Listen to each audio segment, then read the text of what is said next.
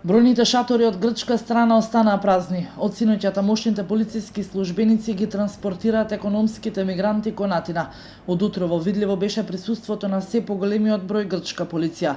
За помалку од 1 час властите донале околу 9 автобуси полни со полициски службеници, а за помалку од час успеале пак да наполнат над 12 автобуси со мигранти.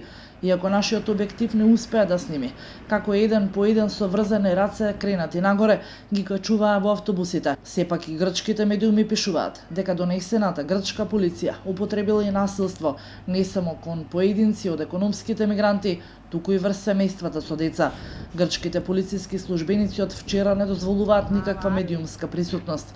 Некои од репортерите кои се обиделе да направат фотографии биле приведени, а приведени биле и мигранти кои одбивале да влезат во автобусите. Од утрово, кога е обезбеден и слободен премин на пругата, транзитирале 5 транзитни возови на релација Солун-Скопје. Безбедносните сили овдека на македонско-грчката граница со самото пристигнување на товарните возови од утрово ја тргнува мрежената ограда, но се зборува дека веќе е земена мерката за подвижната врата која што ќе биде поставена токму овдека кај каменот 59, побезбедно да минуваат транспортните вагони од македонска и од грчка страна. Од утрово нема влез ниту на бегалци од завојуваните подрачја на македонска територија. Неколку стотици економски мигранти се уште се во внатрешноста на грчкиот камп кој во текот на денот, иако одбиваат, ќе се превезуваат кон Атина.